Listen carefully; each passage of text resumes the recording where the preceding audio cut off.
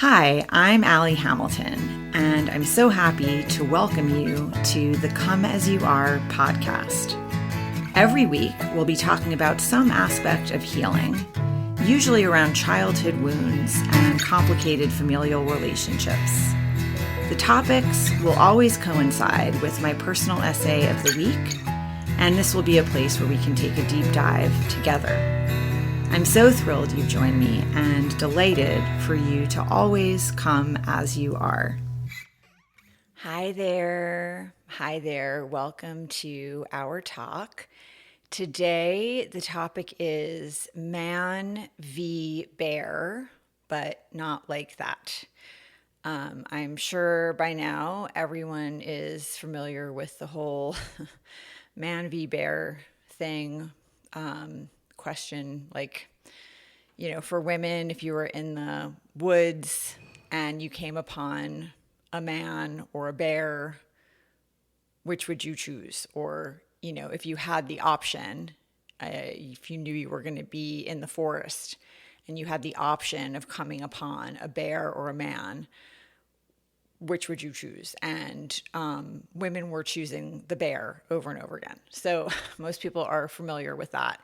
But that is not what I was writing about this week. I was writing about an experience that happened with my dad when I was 5. My mom and dad split when I was 4, and my dad moved in with the woman who became my stepmom.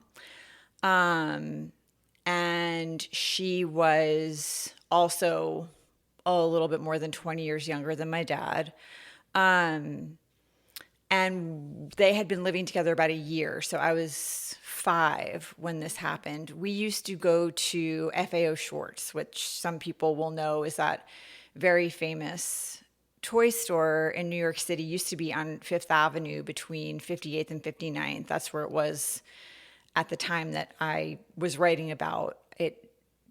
It closed in 2015. It's reopened. It's moved, but the famous scene in the movie Big, where Tom Hanks and Robert Loggia are dancing on the piano keys, that was FAO Schwartz. So that was a toy store I used to love to go to when I was a kid, because it really did have this kind of magical feeling. All the most amazing toys were there. You would see things that you wouldn't see anywhere else.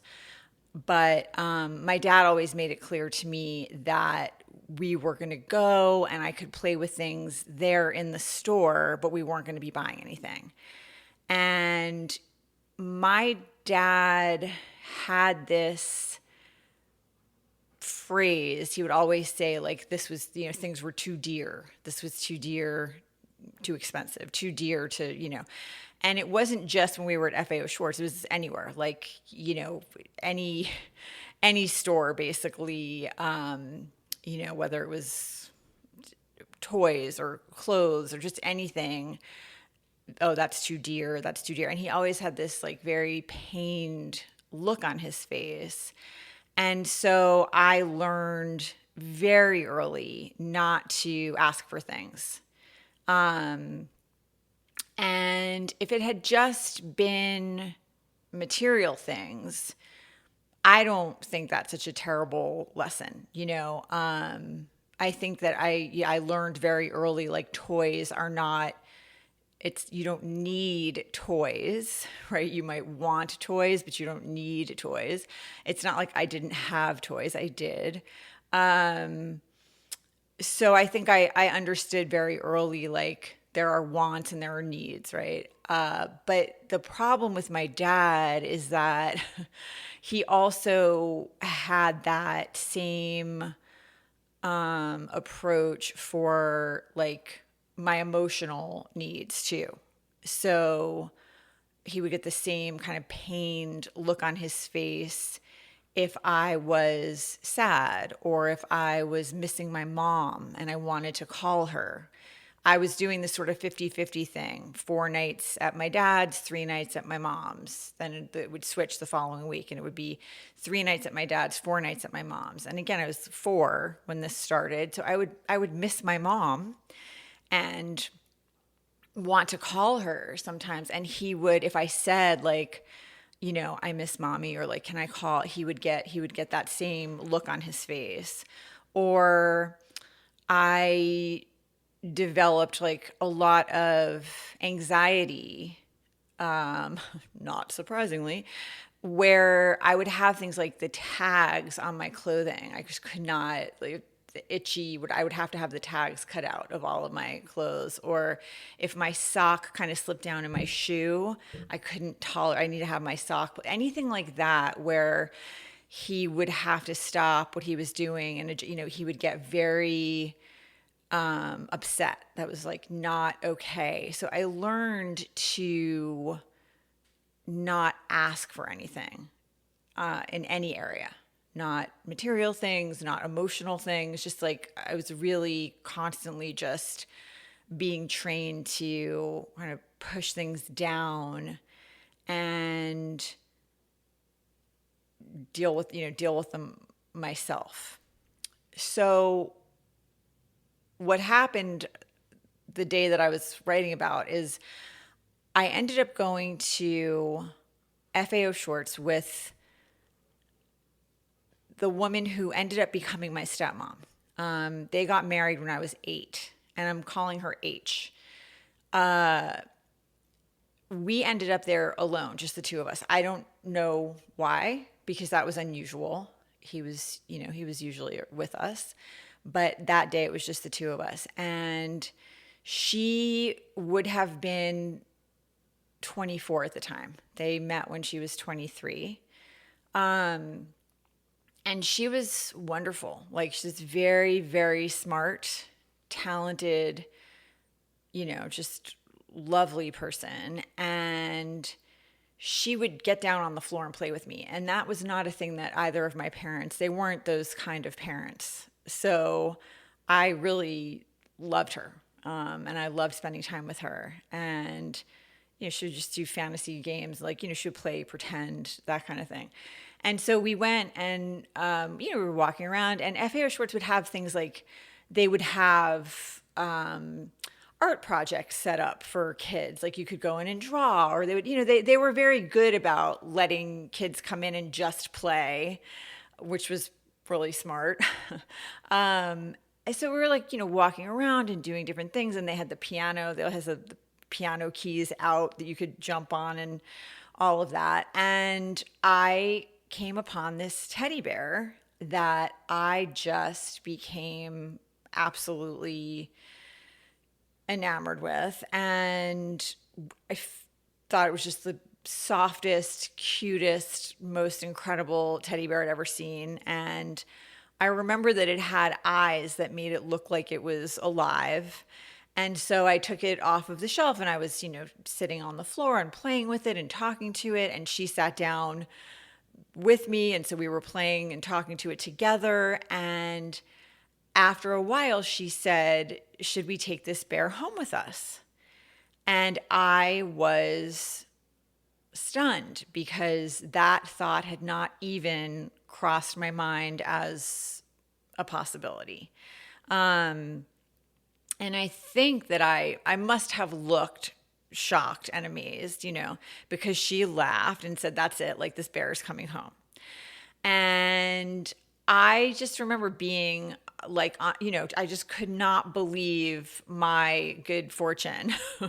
And we went to the, front of the, she bought the bear, and we went outside. She let me take the bear out of the bag right there on Fifth Avenue and carry the bear home. She put the shopping bag in her shoulder bag, and, she was just like, that's the kind of thing like my mom never would have let me do, just like take a toy out of the bag right there. She just had a different approach. She was young. She had a different approach to all that stuff. So we walked through Central Park, and I was, showing the bear like the carousel and the baseball field. And we came out on Central Park West and, showing the bear like the Dakota and walking up the Central Park West and just talking to the bear all the way. I named the bear Bear because I was 5. And then we walked down our block and they had a brownstone apartment. We walked up the steps and into the apartment, and she was, was a really good cook. She's making goulash. And so she like got dinner going. And then we were sitting on the couch and she was reading us a story when we heard the key in the door. As my dad. And so we like called to him, and he, came up the stairs to the living room, and I jumped off the couch, and gave him a hug and told him, H bought me this incredible bear. Like, I want you to come meet Bear, and my dad froze and said, what do you mean? Like, what, looked at the bear, looked at the situation, where did you get this, where did you get this bear? And H said we had been at FAO Schwartz, and like, I fell in love with the bear. And my dad's whole, his face clouded over. He's, well, how much was that? And H was like, don't worry. It was, it's just a little gift. Like, it's fine. Like, I was happy to do it, And my dad was like, no, that is too dear. And you should not have asked H to buy you something so dear. How could you? And, she said right away, she did not ask for it. I offered, I wanted to do it. It's just it's just a little gift. It's okay. And my dad said, no, absolutely not. We are taking the bear back. Get your coats on. Let's go. And H said to him, please don't do that. Please don't do that. It's just a gift. It's like, it's nothing. I wanted to do this for her. She's like, she loves this bear. Like, it's a teddy bear, it's fine. And my dad was like, absolutely not. I'm disappointed in you, meaning me. Like, you should not have allowed H to buy you something so dear. You know better than that. And I started crying, and he said, don't cry. You're acting like a spoiled brat. Like, get your coat on. And H said, I'm cooking. Like, I can't leave with food cooking. So my dad said, okay, well then Allie and I are going to go, and we'll be back in about an hour. And I remember that she was trying not to cry. I could tell, her voice was shaky. After, at first she was trying to reassure me. Like, she glanced at me a few times and was trying to like smile at me like it was going to be fine. And then she wasn't looking at me anymore. And her family had disowned her because she was, quote unquote, living in sin with my dad. And I think because he was 20 plus years older than she was, and probably because he had a kid, and just all those things. So, she, I would hear her crying sometimes in the bathroom. Like, she had a lot of sadness around the whole situation, and a lot of loss because of falling in love with this man. And I think for me, I had her in the category of grown up, right? Even though she was 23, 24, to a 4 or 5-year-old, that's, still a grown up. And so I think that I was watching this and feeling really confused, like, oh, okay, so even though she's a grown up, she can't stop this from happening. Like, she doesn't have as much power in the situation as my dad. He is the one who's deciding, and she can't stop him from making this decision. And I knew that I had not asked for the bear, so I knew that that wasn't a thing. And I knew that she had really wanted to buy it for me. I could tell that she had experienced a lot of joy in getting me this bear. So I understood that something unfair was happening, but I couldn't understand like what my dad, he was acting like she had betrayed him by taking me to FAO Schwartz and buying me this teddy bear. And he was acting like I had done something intentionally, deceitful or by accepting this bear, knowingly wrong. And I knew even at 5, like in my gut, the way kids know, I knew neither of those things were true. And I think that I felt very sad to watch her be stripped of like power in that way, because that's really what happened. He decided this is not happening. You are not going to keep this bear. She's not going to get to give that to you.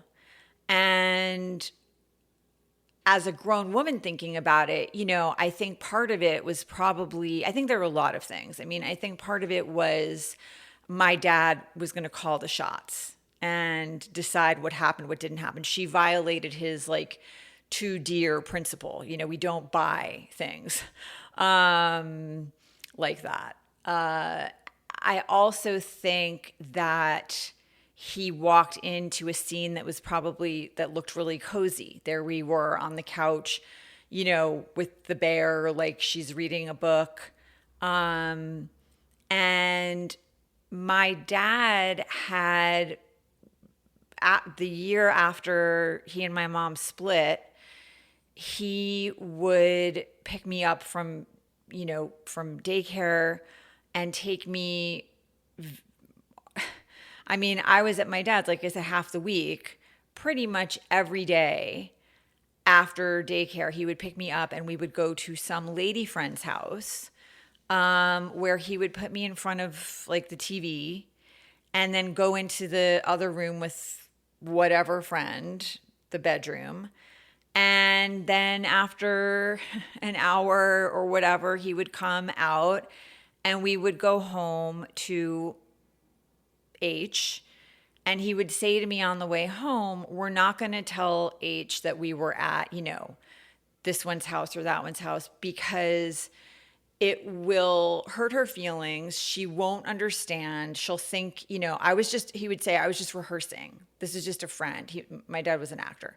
So he would say, I was just rehearsing. I wasn't doing anything wrong, but she won't believe that and she'll get really upset.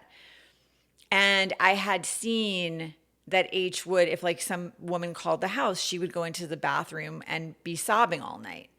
So I knew that what he was saying was true, that she would be hurt to know that, we had gone to some woman's house. And so I was doing a lot of secret keeping for him. We would go back and she would have dinner on the table and she would say, what did you do? And he would say, oh, we went to the playground or we went to the museum, which are things I would have much preferred to do than go to some woman's house and sit in front of the TV or, while my dad was like banging her in the other room. I would have much rather been doing things that a kid wants to do. So I don't know if he saw that scene and thought, oh, if these two get close, like my kid is going to spill the beans about all the other women, or I don't know. But whatever happened there, I know that it was self-motivated and he decided to exert his power. And so that was it. So she then got the shopping bag out of her shoulder bag and dug the tag out of the garbage. We had cut the tag off the bear when we got home. And my dad, I remember like her eyes, her eyes went dead. Like we were having such a good time and then she was, not okay, understandably, and couldn't really look at me. And I went to squeeze her hand and she didn't really, it was just like limp. Like it just wasn't, she was not okay. I wasn't okay. And then we walked back. It was a long walk. especially for a 5-year-old. And my dad was tall, so it was like running basically to keep up with him. And he was lecturing me the entire way back about how disappointed he was and how wrong that was, and that I know better than this. And and H had a very good job. She's very, very smart, very talented architect. Like, she had money. She paid her own, paid half of everything. And my guess is she probably paid more than half many months, because my dad was an actor, and he very often, like, sometimes things were good and he'd have, he'd book work, and other times no. So, when I think about it as a grown woman, the idea that he just taught both of us, like taught her too, don't buy her anything, because I will make you, I'll make her take it back. We will be taking it back. And you don't have the power to make decisions about what to do with your own money when it comes to my kid. It's so demeaning and despicable, really, and definitely not in her, her best interest or my best interest or the best interest of, like, my relationship with her or their. It's just all about whatever it was going on with him, that he decided this is not in his best interest. Or it was an affront to him in some way. And so we went back to the store. When we got there, he marched me in, and he was treating it as though, like, you would have thought I stole the bear, the way that he was behaving. He marched me back to the checkout, to the cashier, and he said, we need to return this bear. This is too dear. This is too expensive. And she knew better. And I remember the cashier saying, like, she's really little to understand, something like that. And my dad was like, she understands. She knows. So she processed the refund. And when we got back to the house, H refused to take the money. So my dad ended up, I don't know how much it was, but, we're talking about like 1976. Like, I don't know. It was an expensive toy store, but I mean, it was a teddy bear. I don't think it could have been that crazy. And for what, And so it taught her not to do things like that. And it taught me that she did not have the power in the house. He did. It taught us both, that he was the one calling the shots and making decisions, and he could decide what was going to happen. And I remember feeling pretty, like, hollowed out that night and many nights. And I think for her, it was really painful, and there were a lot of things along the way. That's a conversation for another day, but it just got me thinking about what kind of man, like, how small-minded and selfish and self-motivated, like blind, selfishness you have to be, like that has to be your number. It's to be able to do that, right? To be able to decide, like, we're taking this bear back. And the kind of, like, to exert that unnecessarily. There wasn't any reason for that. It would have been so easy to just, like, sit down and meet bear and, like, let it be a good thing, let it just be this teddy bear. It's not like I would have been like, oh, now every time we go, I'm expecting, I wasn't that kind of kid. So, but no, that's not what he did.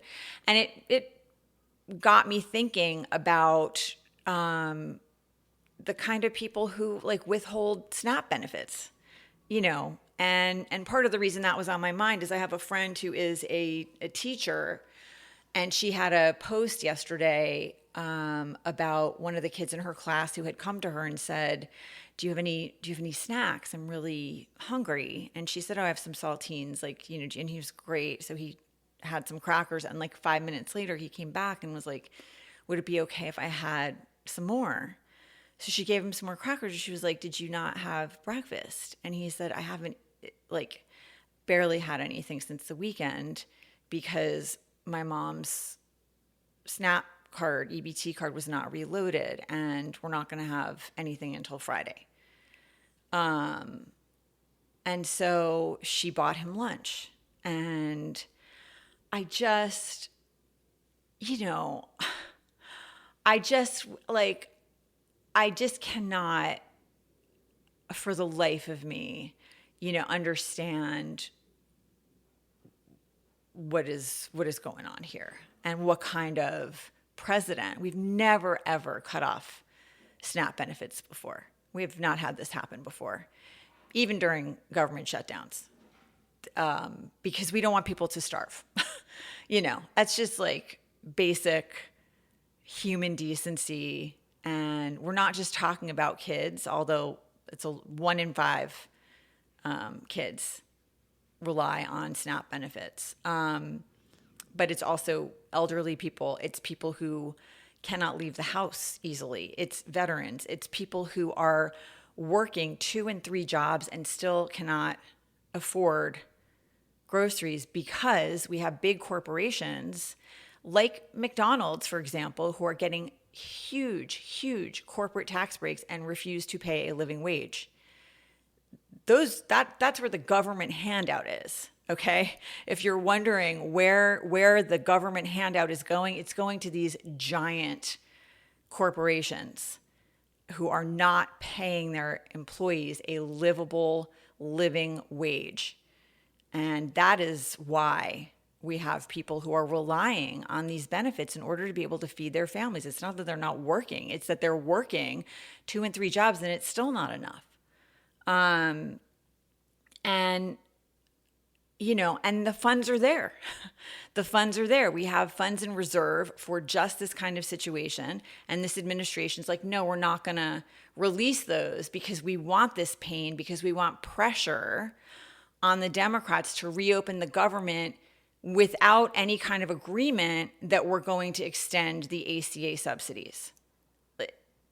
It's extortion. It's like we're going to twist the knife a little harder now because Democrats didn't cave after 10 days of a shutdown the way the president thought that they would. And, you know, so like what more can we do? Well, a federal judge, I think his name is John McConnell, said you have to release the funds. That's what they're there for. You know, he read the language and said you must release the funds and not have people starve. You are not allowed to do that. And they are appealing the decision. They're appealing the decision because this president, this man, is willing to allow the most vulnerable members of our country to go hungry for political leverage instead of saying to Speaker of the House, Republican senators, you know what, negotiate now and extend the ACA subsidies so people can afford health care in January. You know, rework the budget a little bit, put some of the Medicaid money back in so that you're not taking $1.5 trillion out of Medicaid over the next decade. Like, sit down and work something out so we can get the government reopened. Like, go ahead and do that. Promise them that you're going to do that. Write some legislation. Not just words. Write some stuff down here. Give them, you know, sit down, negotiate, get something on the books so we can get the government reopened. That's what a reasonable, sane, compassionate, decent president would do. But not this guy. This guy is like, no, end the filibuster, reopen the government, do not give them that. Do not put anything in writing. Do not give them any guarantees that you're extending the ACA subsidies or you're going to give any money back toward Medicaid or anything else. Just reopen the government. It's disgusting. Really, and this is while he's knocking down the East Wing and building ballrooms and having Gatsby-themed parties and giving $40 billion to Argentina. And having ICE raids at daycare centers in front of little kids, taking teachers out in handcuffs violently in front of small children. This is not making us great. So, and then you have the vice president defending it, saying we can't have federal judges telling the president how he's allowed to triage the situation during a shutdown. Yes, we can.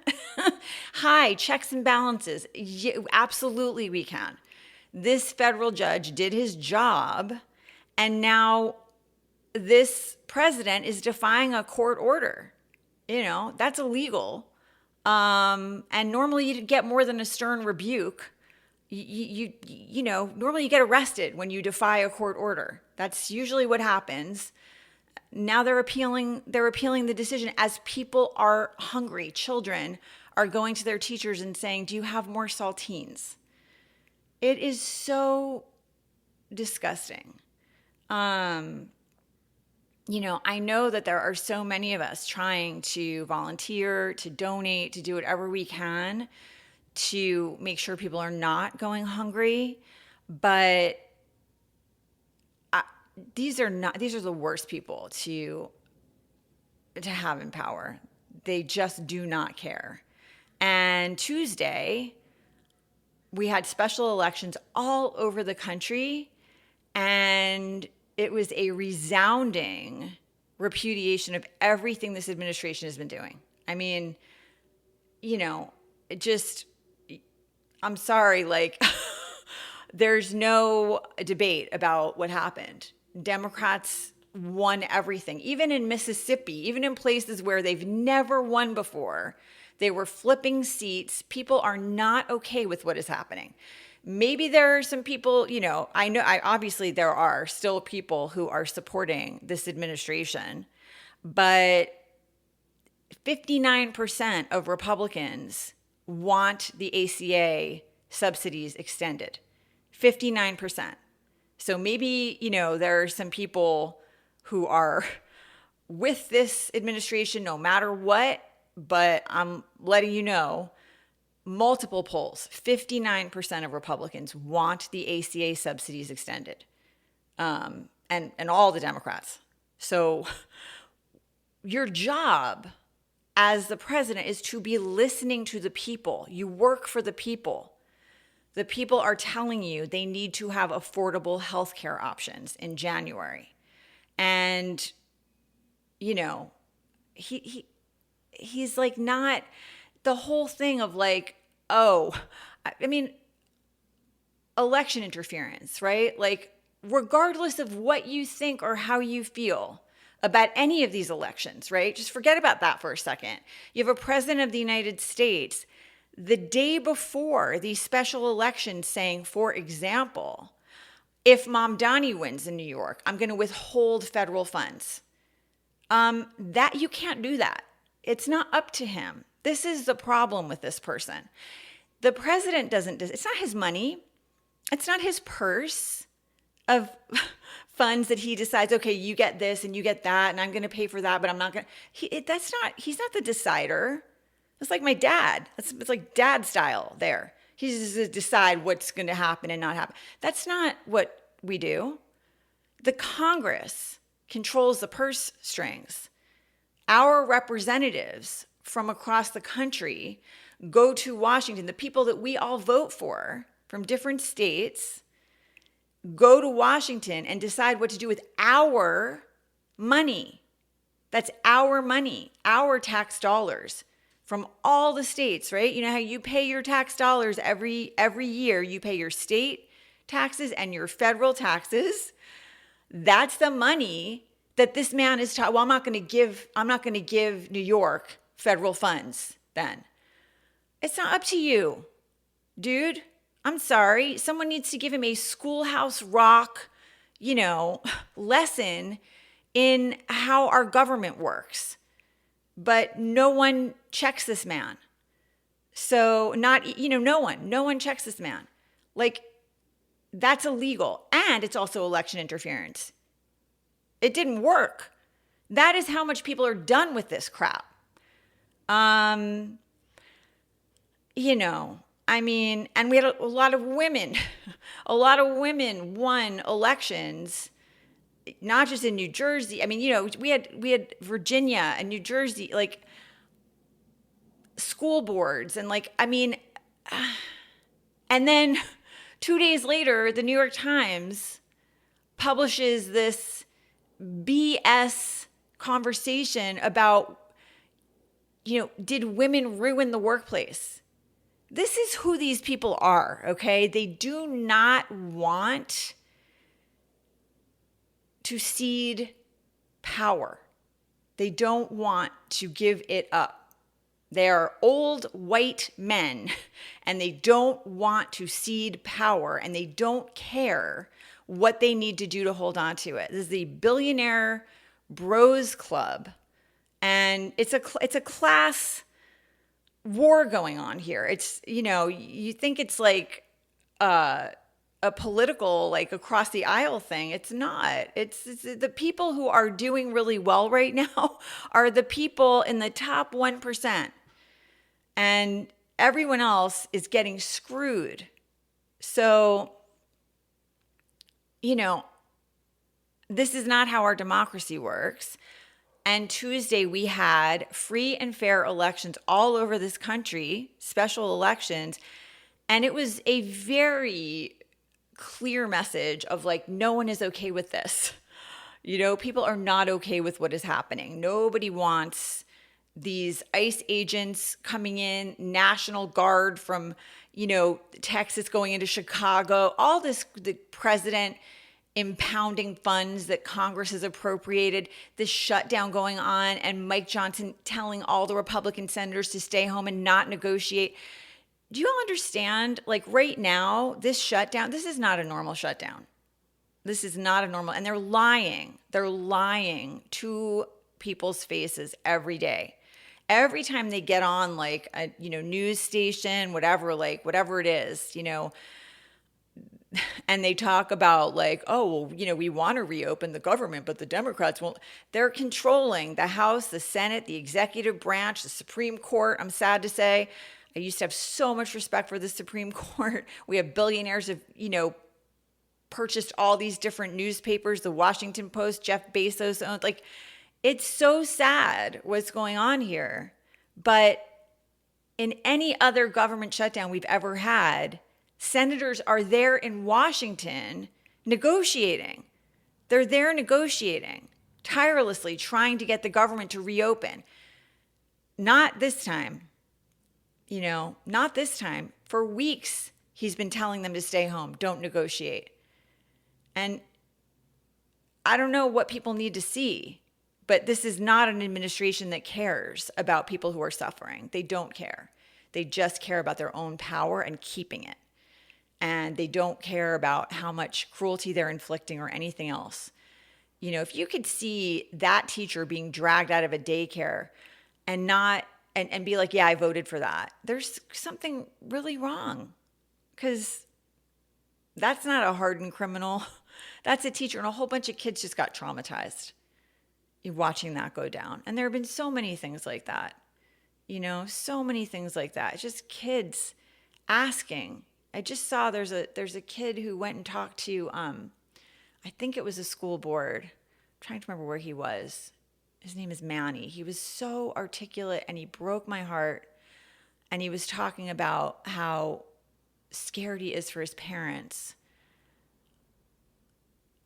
I wish I could remember where he was. I don't know if he was in Portland, but he said every day he leaves for school and he's so afraid that he's not going to see his parents again.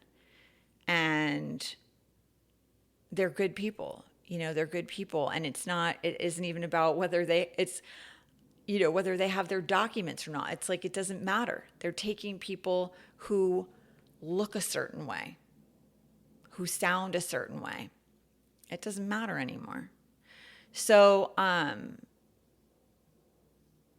for me, I'm always fascinated by like what is driving that kind of, for me, it's like unfathomable, cruelty, where you're just like, yeah, kids can go hungry. I don't care. And how you can sort of justify that, because there's no justification for that. There's nothing about that makes us good or great. It's all terrible.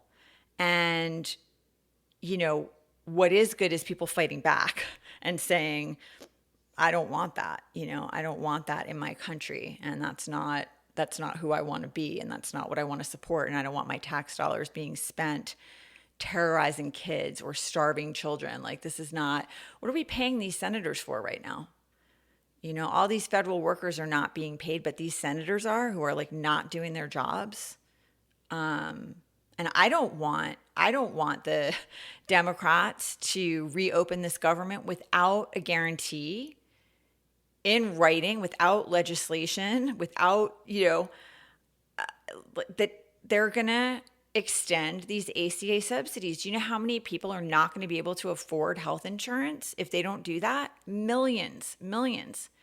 I mean, I already told you my premiums right now, $346.46 a month.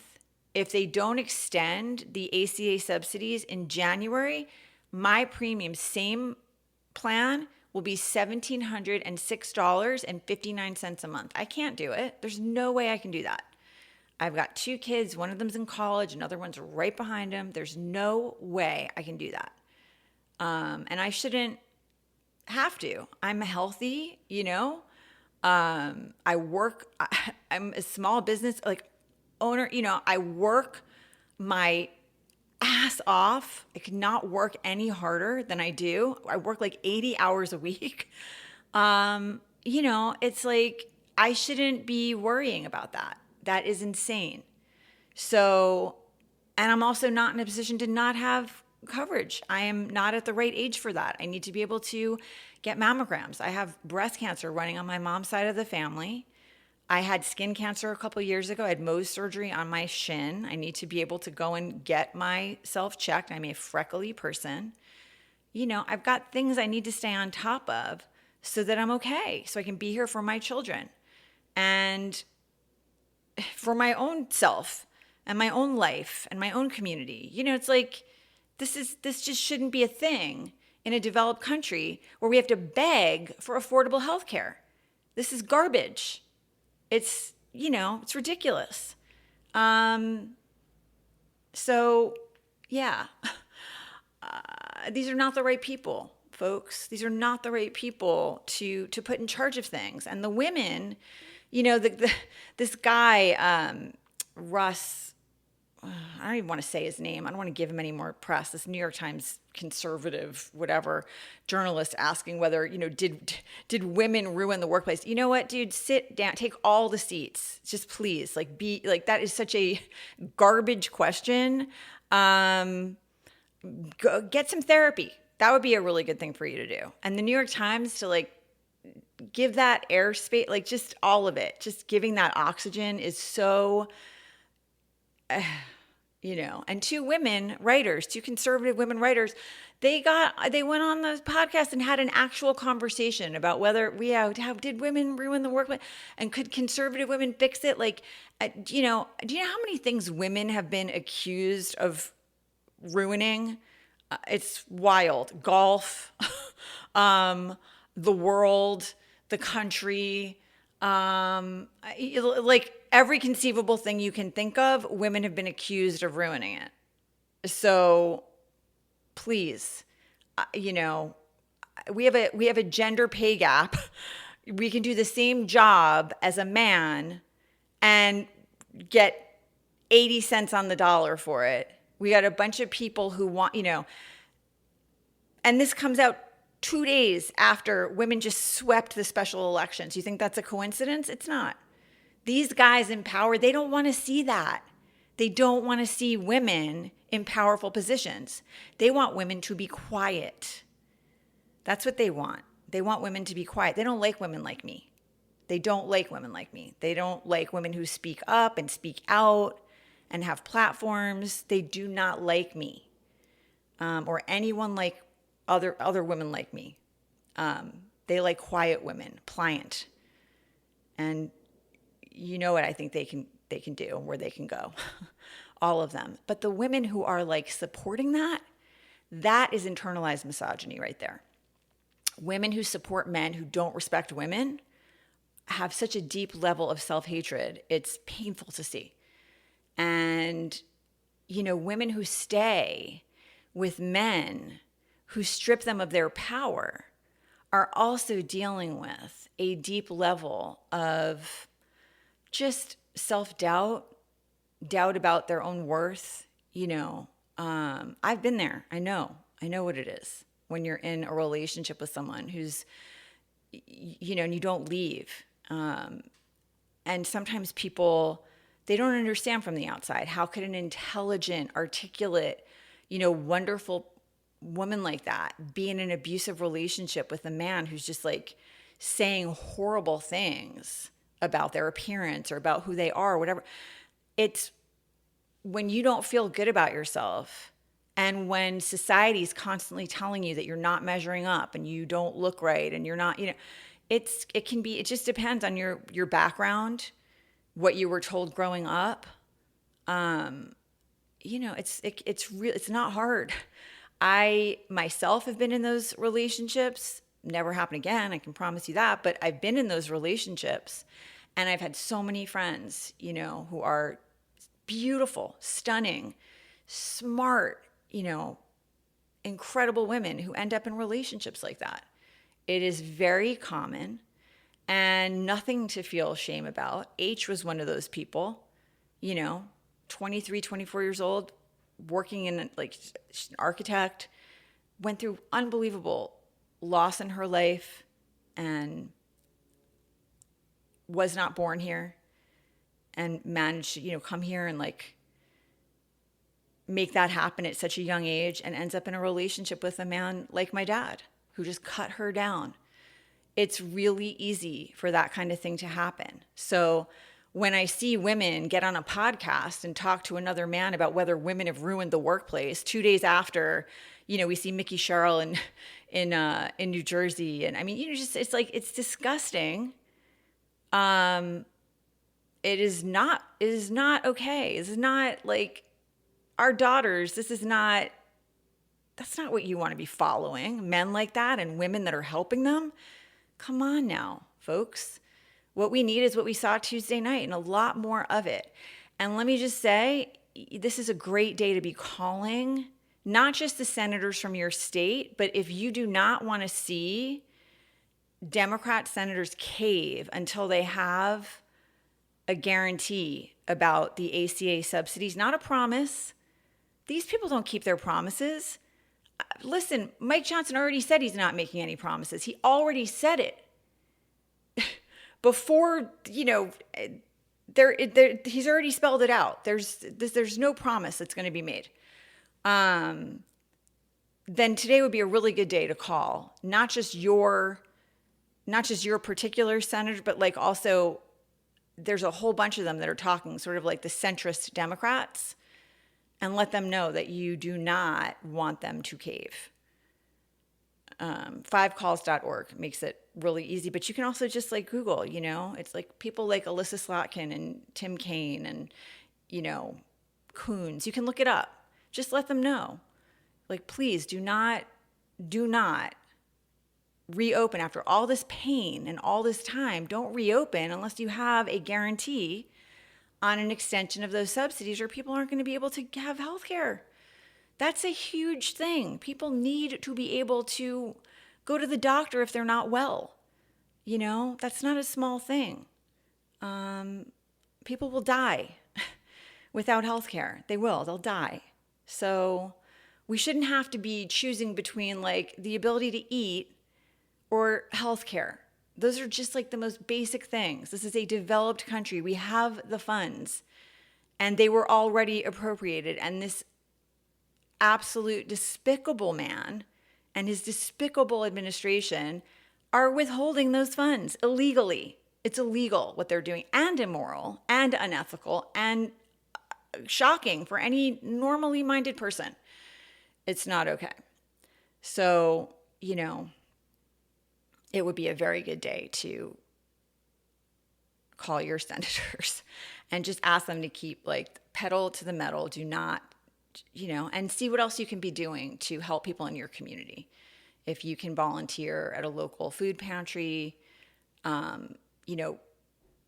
monetary donations are the best because they know what they need, and then they can purchase those. Even if it's $10 that you could do, that would be great. Anything would be helpful. We have to help each other at this point. We have to be the safety net because our government is not coming through right now.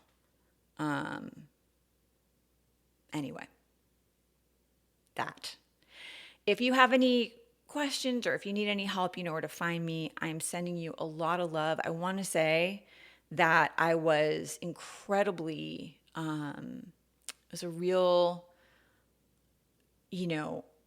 morale booster to see what happened on Tuesday night. Prop 50 passed. We had a lot of really great things happen.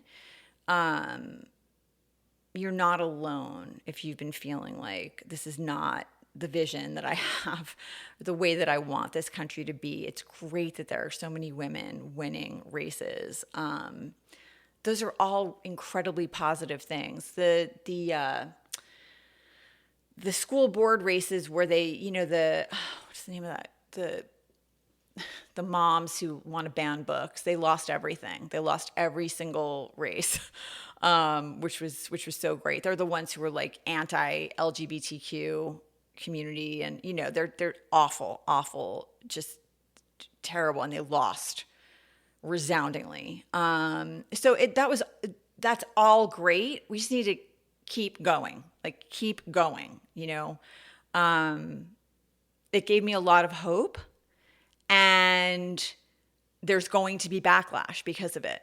These people, all this administration, they don't want to see that. They don't want to take that in. They're like, oh, that has nothing to do with us. That has everything to do with you. That's like a giant swath of the country saying no to everything they're doing, saying hell no to that.